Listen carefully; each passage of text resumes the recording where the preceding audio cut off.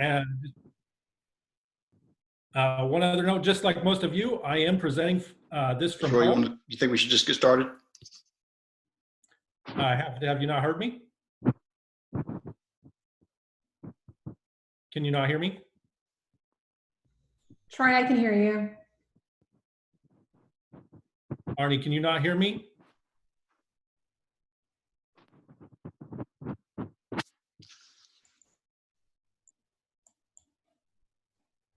Okay, 1 second. Let me find out what's going on with Arnie.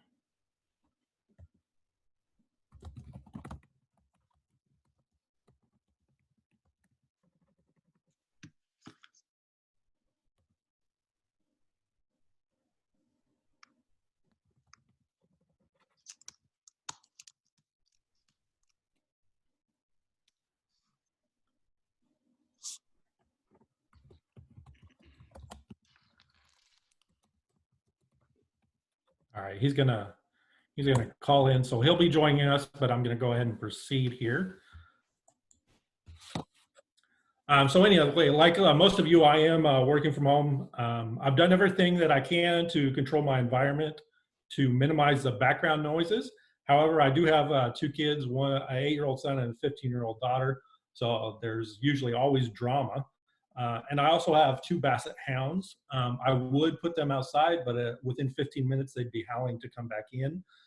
So if you do hear anything in the background, just ignore it as best as you can, as I will be doing. Short of somebody bleeding and passing out, I will go ahead and proceed with the presentation. This morning, we are going to spend about the next hour or so discussing the implications COVID-19 has had or may have on cybersecurity, especially as it relates to small businesses. As we can all attest to, COVID-19 has been a major disrupting force in our lives and impacted how we do business.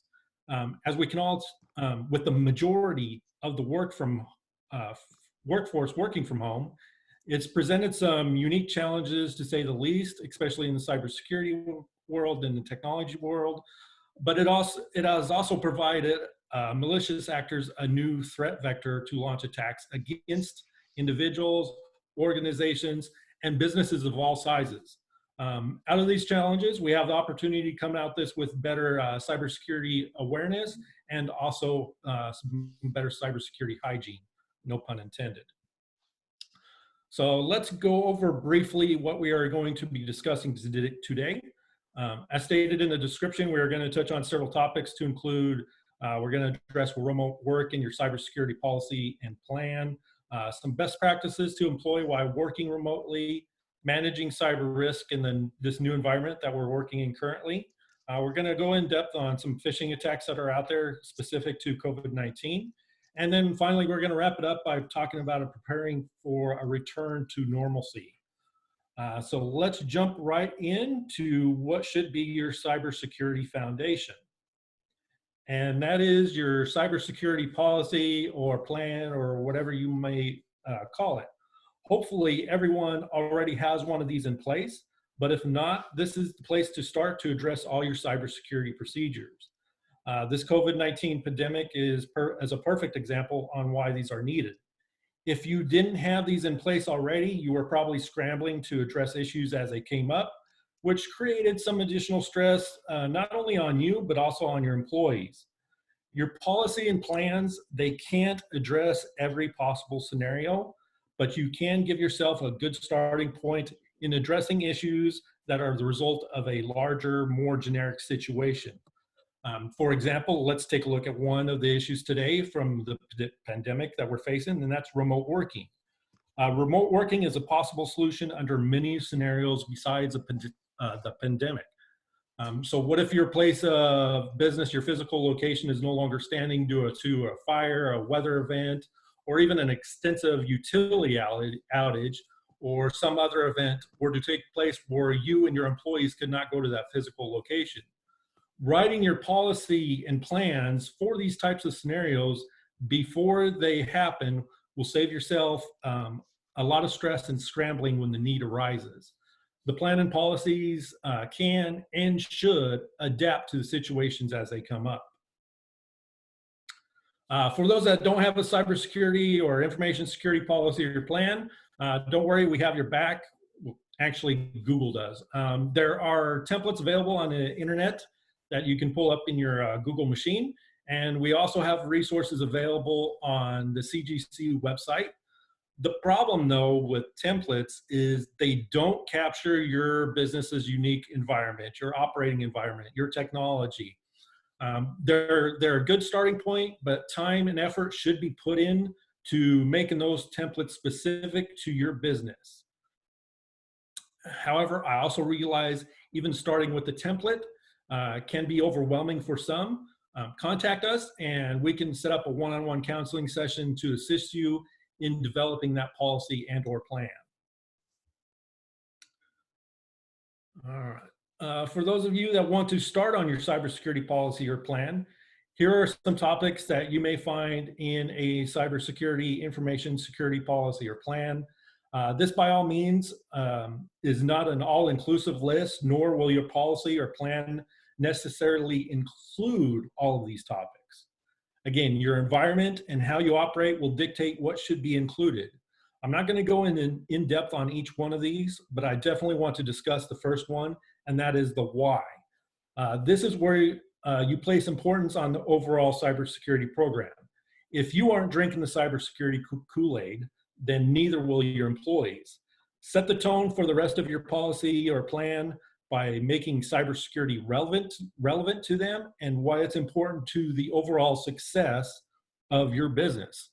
Another point I'd like to make, and that I try to stress to anyone that I speak with about cybersecurity, is that if you notice, a lot of these topics that could go into your cybersecurity policy or plan are non-technical. Cybersecurity is so much more than technical controls. There are also physical security elements, information security, personnel security, just to name a few, that make up cybersecurity. The reason being is all security disciplines need to be equal to the task or the whole program suffers. Let me give you an example. You may have the greatest technical controls in place on your network to protect your data, but if I can go and dumpster dive and pull out the same information from your trash, then your technical controls are for naught. Or vice versa, you may have great physical security that prevents me from getting within 25 feet of your business, but if your Wi-Fi signal is bleeding out 100 feet from your business and it's not locked down, your physical security is mute at that point because I can access your data from afar. Now let's focus on the big one on this list that is impacting most everyone today, and that is remote work or telecommuting. Troy, can you hear me? Yes, sir. Okay, just making sure. Sorry, I didn't mean to interrupt. I think No I got problem. a technical difficulty. No problem. Glad you could join us through the telephone. So remote work has become a necessity for workers across the world due to this COVID-19. Although it allows us to continue to be employed, there are a number of cybersecurity risks to your business data that are introduced or maybe even amplified. However, just like all the risk, these remote working risks can be mitigated, which brings me to yet another important and universal point.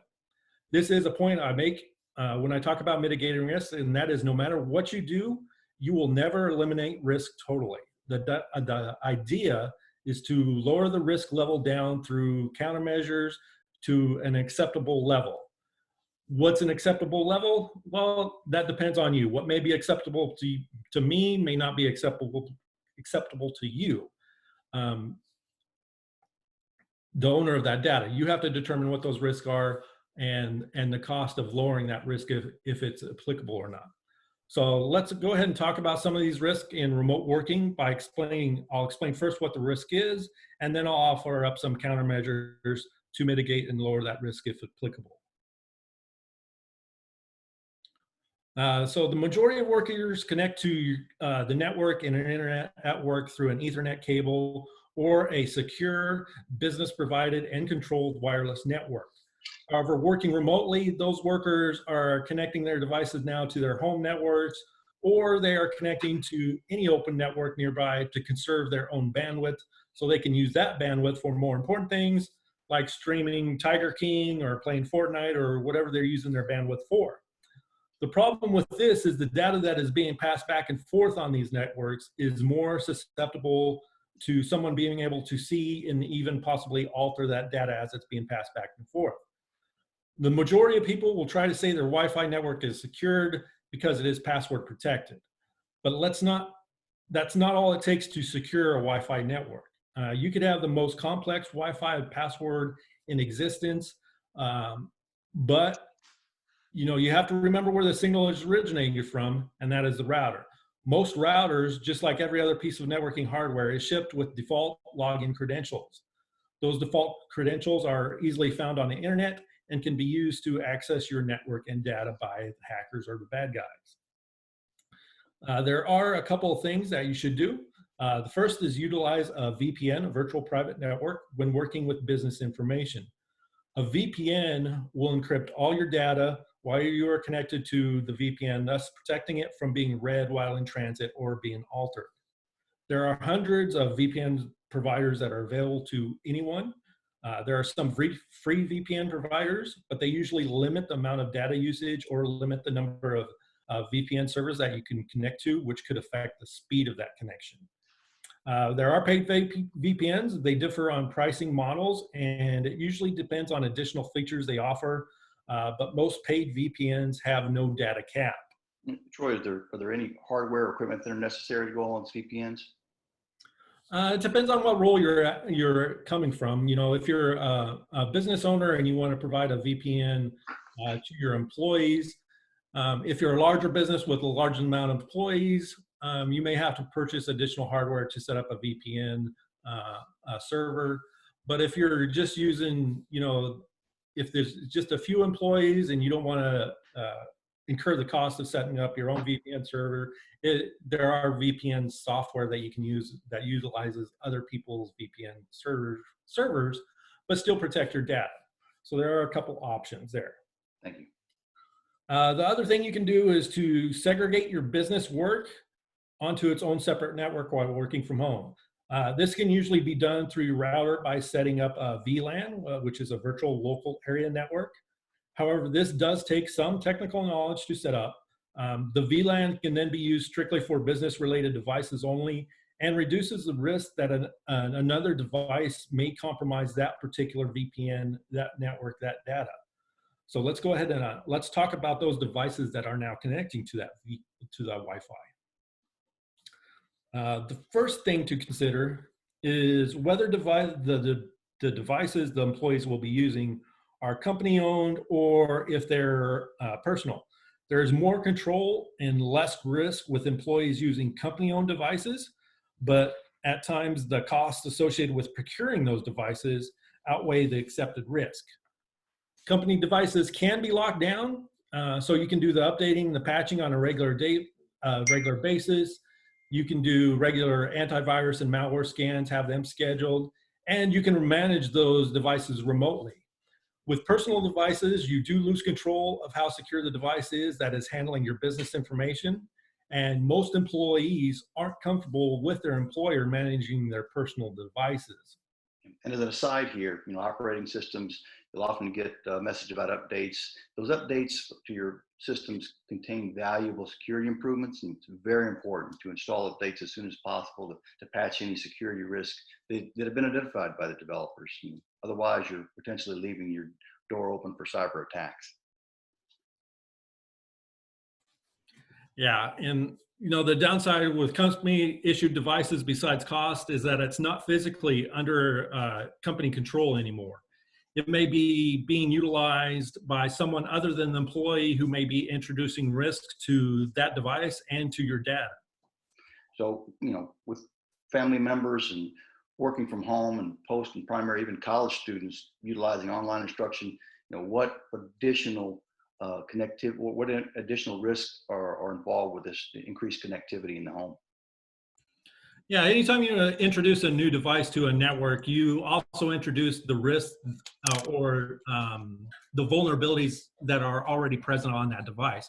So if you have a family member with a laptop that is infected with a malware or something like that, it has a possibility of introducing that to all the devices connected to the network. So you definitely want to be sure of, what devices are connecting to the network, what controls are in place on those devices before they're connected, such as antivirus and those type of things. All right. So let's go ahead and talk about software a little bit. This, like the equipment, is a risk-based decision. If the employee is utilizing company equipment, then you at least know that enterprise software such as antivirus is present and runs regularly. Additionally, you know that the equipment has the necessary software for the employee to do his or her work, such as Microsoft Office, Office 365, or any other type of specialized software. The downside is, what if that employee needs additional software installed during remote work to do something business related? Do they have administrative rights to that device to be able to install that software? If so, does that mean that they could also install any software, perhaps maybe pirated software or software that is not authorized? These are some of the considerations you need to take when deciding how your remote workforce is going to conduct business on a day-to-day basis. If they are utilizing their own equipment, they may not employ the same safeguards such as antivirus on their personal devices. You should provide them with access to software like antivirus at no cost to encourage good cybersecurity behavior. But as the old saying goes, you can lead a horse to water, but you can't make it drink that water. On a side note, if you notice on the slide there at the top, there's a little thing on there from McAfee. Some tech companies are stepping up during this time. For example, McAfee is offering their total protection software for free for 60 days. This software includes antivirus, a VPN, web protection, parental controls, and a password manager. This is by no means not an endorsement for this product, but I just want to give you an idea of what is out there and what is being offered by some of these tech companies. So when I choose my own personal antivirus software, I just went with industry leader. Does one typically work just as well as another? That's a good question. Often a point of frustration for consumers. There are so many options out there. They all basically offer the same virus protection. Some, scan for additional types of viruses, but those can be take additional resources from your computer. While another one, they may not scan or detect as much, but they don't put as much load on your computing resources. You just, as a consumer, you have to decide what's important to you. Do your due diligence in searching out that antivirus and comes up with whatever best solution is for you. So another concern is the theft of company property. The good news is that most employees, they're not, or at least they shouldn't be, taking company equipment to a coffee shop or traveling with it to like hotels. However, there's still, depending on the size of your business, a lot of company assets that are no longer being secured by the company. Unfortunately, if things get worse, crime is going to increase, which makes it more likely your equipment will end up in the wrong hands. Not only will you lose out on the physical asset itself, but your business data on that equipment could also be compromised. A couple options that you have to protect your assets is to incorporate some sort of tracking and wiping software on that device. This may help in tracking down your company equipment, but at the very least, it may allow you to wipe your business information from the device remotely once it is reported missing by an employee. The last vulnerability that we're going to talk about is the storage of your business data. Unless workers are connecting to the business network directly through a VPN, that data that they are working on has to be stored somewhere. Some of those employees may be storing it on a traditional hard drive, either internally on the computer or in an external hard drive, or they may be storing it in a cloud service provider. Regardless of where that data is being stored, your employees should be encrypting that data to protect it. Just like VPNs, there are numerous encryption tools that can be used, and the costs vary according to the features of those encryption software. So that right there, that ends a portion of the presentation where we talk about the unique considerations of remote work. Now we are going to move on what is probably the most talked about issue in cybersecurity right now as it relates to COVID-19, and that is phishing. Troy, before we move on, It's a lot of information and give you a little bit of a break to catch your breath. I missed a little bit in the entry. Sorry, I had some technical difficulties, but I wanted to make sure everyone understood that Troy is a tremendous resource that we have available to us. He's got a tremendous amount of experience in this, so it's our consulting services are certainly provided at no cost, funded through SBDC. So he's a resource that I highly recommend you take advantage of. So with that, we can take any questions you might have before moving on. I had just something pop into my head. So some networks require double authentication to log in. So is it possible for remote equipment to also require double authentication to log in, Troy? Yeah, dual authentication, whatever you want to call it, whatever it's being referred to, that will definitely provide you another layer of protection for that equipment. The idea with cybersecurity is, like I mentioned earlier, is to lower your risk to an acceptable level. What you don't want to be is you don't want to be that low-hanging fruit for hackers. There's all sorts of different types of categories of hackers, from the very amateur, what they call kiddie script hackers, all the way to nation state sponsored hackers. You're never going to eliminate the risk totally. So just like with dual authentication, that just raises your cybersecurity protection up higher. So it protects you from that lower classification of hackers, if you will. So even though it does provide that extra protection, it still doesn't make you or that equipment or that data totally safe, because the hackers are still going to find a way to access that information, but it definitely provides you some protection on that. Thank you. All right, so phishing is one of those topics that we could do a whole presentation about. As a matter of fact, I'm going to make a shameless plug right here. The UTSA SBDC Center for Government Contracting is starting a new monthly WebEx series called Cyberware that we are kicking off this month. We were originally going to cover phishing for the topic this month, but then we pivoted to today's presentation based on the current events. However, next month, unless zombies arise or some other disaster occurs, we will cover phishing in more detail. The preceding months will cover a variety of topics to include social engineering, passwords, malware. We'll talk about dual authentication, privacy, just to name a few. You can register for those future presentations on the UTSA SBDC Center for Government Contracting website. And that ends my commercial break, and now we'll get back to business at hand. So there are several different types of phishing, and I want to touch on what each is briefly before diving into how COVID-19 is being used in phishing attacks. At its core, any type of phishing is social engineering. Social engineering is defined by the Oxford Dictionary as the use of deception to manipulate individuals into divulging confidential or personal information that may be used for fraudulent purposes. All phishing attacks, regardless of the vector used, what they're trying to do is they're just trying to gain information from you directly or give them access to something like your credentials. The most basic and common form of phishing is email phishing. The attacker sends an email perpetuating to be someone else to you. These emails are usually sent out in mass to email lists that the attacker has bought off the dark web, the deep web, whatever you want to call it, and they send those out. Next on the list is spear phishing. This differs in that the attacker has targeted someone specific, and this is usually based on information that they know about that person.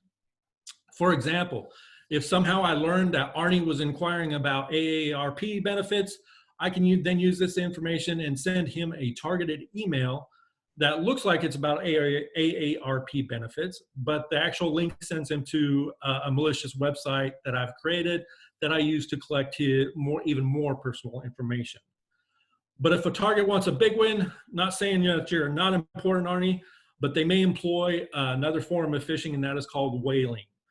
Whaling is a subset of spear phishing, but the attacker targets a higher profile individual, such as a C-level executive or possibly even the head of your accounts payable out of business. Yeah, that's really nice of you, Troy. I'm old and unimportant.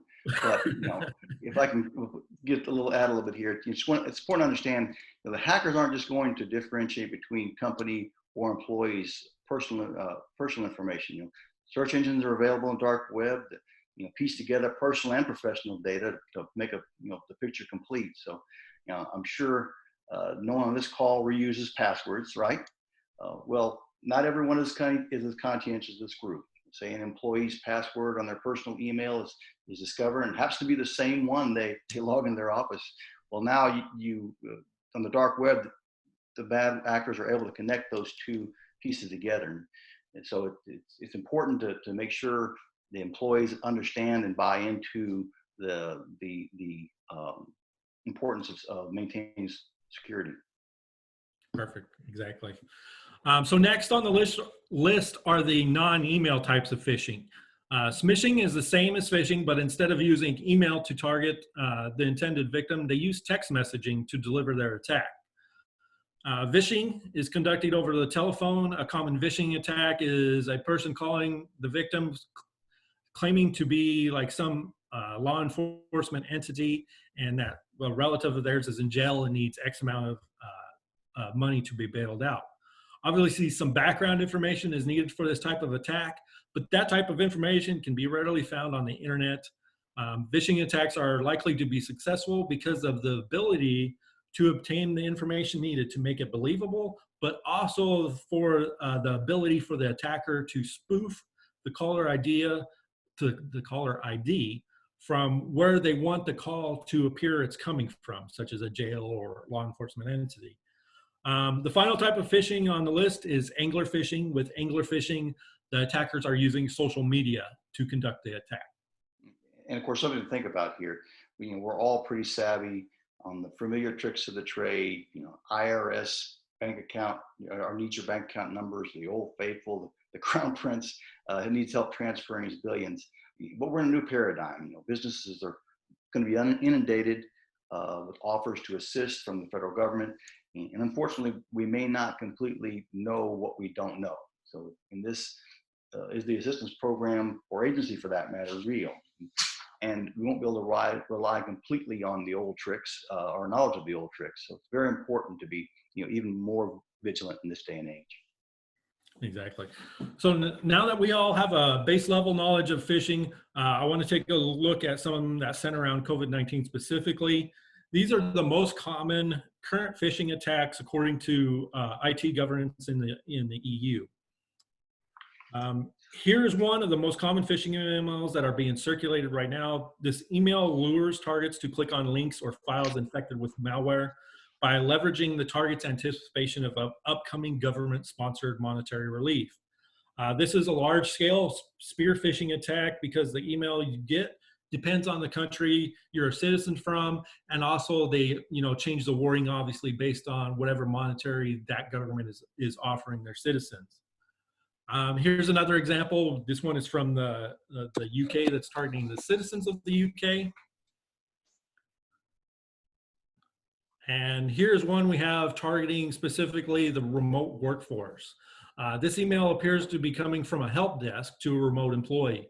What makes this method work in this particular example is the sense of urgency that is within the email. But of course, it's important to be safe during the pandemic, and this particular phishing attack targets that wanting to be safe. This email has a World Health Organization logo on it. So, they're hoping that you think it's safe just because it does have that logo on it. Plus on the signature line, you'll notice it's from a doctor who is a specialist, so it must be safe. But what happens on it? What happens when you click on the link? Well, if you're like me and you have a natural curiosity, you can investigate it several ways. My preferred method is, but this doesn't working remotely, is I go into Arnie's office when he's on a break, I pull up my email and then I click on the link. And what happens, it sends you to a spoofed World Health Organization webpage, where the first thing it asks you is to enter your email credentials. They can use those email credentials, and they can put it into a computer or a set of computers to start crashing websites with those credentials to find out what other websites you may be using the same password login credentials for. And so remember way back about 12 slides ago, I talked about making cybersecurity relevant to your employees. A lot of times cybersecurity, just like any of the other security disciplines, it gets tossed to the side, unfortunately, because people have the mindset that, it won't happen to me, or just like Arnie said, that only happens to X type of people or business. My personal information isn't important, or my business is too small, but that's not true. This example comes straight from UTSA. This happened a few weeks ago. This was one that was sent out to a lot of different UTSA employees. I only provided 2 screenshots. I was kind of bummed. I didn't get it. I felt like kind of left out. There are multiple clues within this email that give it away as a phishing attack, which we're going to go over in a couple of slides. One of the things about this is the site that hosted this PDF document that they were trying to send out was actually a site, a Microsoft Azure website, which is one of the reasons why it got through the UTSA system, is because usually when you see phishing attacks, they're not being hosted on like Microsoft Azure or Amazon Web Services. They're usually originally from other domain type hosting sites. So this is one of the reasons why this came through. We'll conclude our examples with this one, as it provides a transition into our next discussion topic of how to identify phishing attempts. Here's an email that gives the impression that it's from the CDC. Even the URL in the text of the email says it's cdc.gov. However, if you hover your mouse over it without clicking on it, at the bottom left, you can see that the link actually will take you to an iplowllc.com domain. That domain is registered to someone in Chicago who owns a snow plowing business. However, their login information to the domain host was compromised somehow by the phishing attackers, and now they are using that hosting site to distribute their malware. When I first ran across this, I did some investigation on my own. I found out who owned the domain. The domain registration information seemed legit, with a legit name, phone number, and such. I did a little more research. I found the business on social media, specifically Facebook. I messaged them on Facebook, asking them if they knew that their domain was being used to host malware. I was quite surprised to find out that nobody had notified them. So I led them through the steps to remedy it, changing their domain hosting login information, and then getting the help of the domain hosting to scan all the files and remove all the malware associated with it. So a takeaway from that. Go ahead, sorry. I said a takeaway from that is by the time you learn you've been hacked, the bad actors could have been there for quite a while and done quite a bit of damage. So, an ounce of prevention is worth a pound of cure, as they say. So, exactly, perfect. Troy, any ways to spot phishing attacks? Good, thank you. Thank you for leading me into that. So now we are going to talk about some of those ways to spot a phishing attack. First and foremost is what I call the golden rule of social engineering. Thou didn't ask, so thou is suspicious. If you aren't expecting an email, a phone call, a text, or any other delivery method that may want you to click on or open something up, this should automatically set off your spidey sense. Even if it looks authentic and from someone who might send it to you, it doesn't hurt to call that person or company and ask them if they truly did send you that email. If they did, then all is good.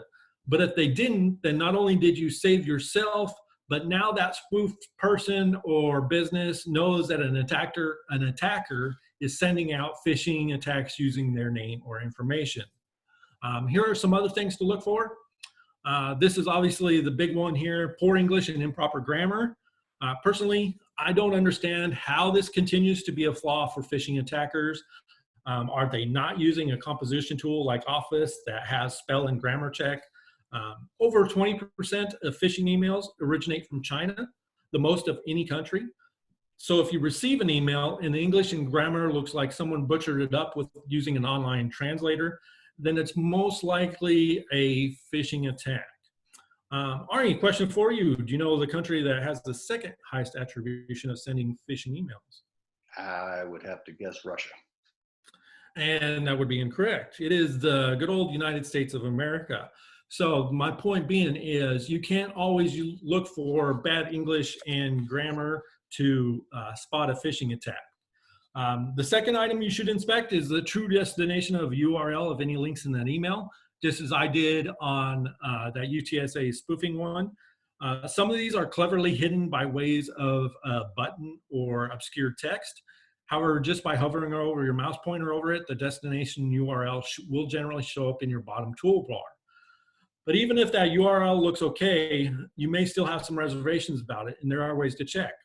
First off, if the ending is a file type, such as a PDF or a doc, then you probably don't want to visit it if it's from an unknown visitor. But if it just happens to be, if it just appears to be a normal URL leading you to a website, there are other sites out there that you can type in a URL address and it will scan those web pages for you so that you will know if it's safe or not. That list is there on the left side, and those are some of the sites that are available to scan those potential phishing websites. Another possible indicator is the presence of an attachment when combined with an email or a text from an unknown sender.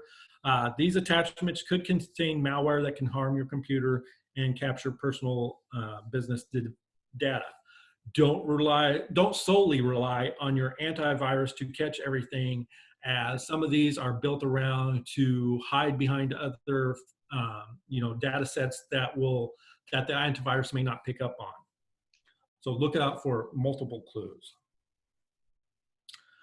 Be wary of emails, text, or even phone calls that have implicit deadlines with a loss of something. The loss could be account access, it could be a loss of an opportunity, it could be the loss of your health, or anything else that a person could value. Also, when you're opening these emails, check your emotions at the keyboard when trying to identify if an email is a phishing attempt, as the hackers often try to elicit an emotional reaction to improve the odds that you'll take the action that they desire. Yeah. And that's a great point, Troy. I mean, there are many COVID-related business assistance programs being rolled out from several federal agencies, and some of those are even going to be administered by local governments. So good news is they're public programs, so assistance for the guidelines, schedules, deadlines are all going to be posted publicly and easily researched. So an email with an agency application deadlines can be quickly verified with just a simple, internet search. Right. So those are some ways that you can use to identify phishing emails. There are other actions that you can take to prevent phishing. There is email security software on the market that is constantly updated with phishing signatures, and then uses those signatures to scan all incoming mail for possible phishing attacks. As an individual, if you identify that you are subject to a lot of phishing, chances are your email address has been compromised and being sold on the dark web. If you feel this is the case, there are websites out there that will scan the deep web for your personal information that are legitimate sites. If you find your email address in a deep web scan, you could change your email address. However, sometimes changing your email address actually outweighs the risk, especially if you have a good eye for catching phishing attempts and you don't fall for them. Changing an email address can be a costly endeavor for some of us. So let's go ahead and move on and take a look at something else real quick. Although not specific to cybersecurity, COVID-19 scams could have an impact on your business. If you do a Google search on COVID-19 scams, you will get a lot of return results. As you can see on this slide, I did this a few weeks ago and there were over 1 billion results. Surprisingly, I redid this search a couple of days ago. I expected the results to go up. They actually went down. Most of these scams up until this week or last week have been targeted against consumers. These include, selling of COVID-19 test kits, work from home scams, delivery of an in-demand supplies like toilet paper, Lysol spray, those type of things, COVID-proofing your home or your HVAC system, and the list goes on and on and on for these scams. But now that the monetary relief measures to both individuals and businesses has been passed and in place, the amount of scams has increased proportionately. These include small business 7A or disaster loan scams, phishing attackers calling those businesses, small businesses, to pretend that they are validating personal identifiable information on their relief application. They're also using it to do supply chain scams and investor scams. To protect yourself, trust your instincts and that if it sounds too good to be true, it probably is. Now that we have gone through all the doom and gloom, let's turn our attention to something we can prepare for, and that is hopefully a return to normalcy. Like most of you, I can't wait to return to the good old days of a few months ago. Yes, hopefully some of our habits that we are establishing now, like better hygiene, will become our new normal, but our work environment should return to what we are used to. There are going to be implications of what we are doing now that could have an effect on our cybersecurity when we return to our places of business. Planning now can reduce the risk and stress associated with the return to normal. For instance, how are you going to handle all those company devices coming back into your workspace and connecting to your network? As we discussed earlier, even though they left in a secure state, they may not come back in that same secure state. Don't introduce those bad things onto your network. Also, does your plan address the cleaning or re-imaging or possibly purging of data before that equipment is allowed back on the network? This is just one of consideration. Other considerations may include, how are employees handling hard copies of business data right now? And has a plan been communicated to them on how to properly dispose of those papers? How are you going to handle data that has been stored off the business network? And it will be most important for you to capture your lessons learned for future planning in your cybersecurity policy or plan. So that's everything that we are going to cover today. Before I check in with Arnie one last time for any last minute questions, I do want to provide you with my email address. If we can be of any assistance to your business, please reach out to me and we can schedule a one-on-one session to address any concerns that you may have. My email address is up there. It's troy.richardson@utsa.edu. With that, Arnie, any questions? Thank you, Troy. But before moving on to questions, I got another kind of shameless self-promotion for us. The Center for Government Contracting, we were awarded a grant from the Office of Economic Adjustment to provide security compliance training for companies acting as a prime or subcontractors for the Department of Defense. It's a robust 16-hour curriculum, and it covers the upcoming NIST and DFAR cybersecurity regulatory requirements. There is a small fee for this one. It's $200 per registration per company, and that basically is to cover some of the course material duplication and as well as some incidental expenses. So it's something that's very important as the DoD begins to upgrade its cybersecurity regulatory environment. And so we want to again present that program to you. We have something coming up. I believe it's going to be an online version in the first week of May. So again, it's something that if you are a DoD contractor, it's something that you should look into. And with that, invite any other questions. I don't know, Francisca, if you had any questions pop up on the from the audience. Correct. We have one that is asking if they can get a copy of the presentation. So did you record this? Or are you going to make it available on your guys' website? Correct. I am making a recording of this, and I will be sharing this on our SBDC site. I don't know if that's enough for them or if they actually want like a PowerPoint copy. Okay, well, what I'll do is I'll send you a copy of the PowerPoint presentation, and then they can reach out to you directly for that. Okay, that works. Okay. Anything else? I guess I got a question. As we move back into our normalcy, it's going to be in stages. So we'll, in my case anyways, but probably before, the coffee shop will probably open before my office does. So I'll transition and get out of the house and work from coffee shops. Anything in particular we need to be aware of as we transition into different environments with public Wi-Fi, for instance? Yeah, that's a good point, because when we do go back to normalcy, it's not just going to be a mad rush for the gates. It's going to be slow and steady.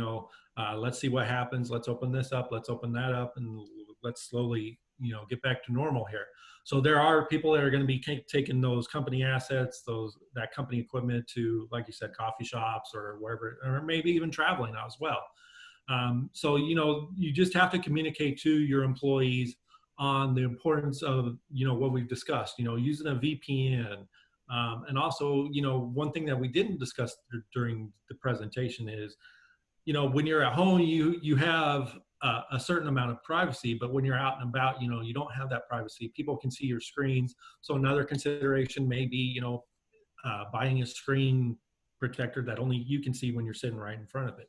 So we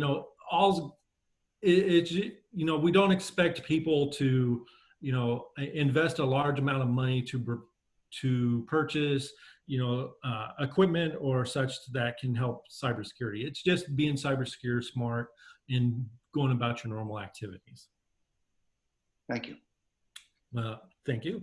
And with that, I want to thank Texas State for hosting this. And did you want to add anything else before we sign off?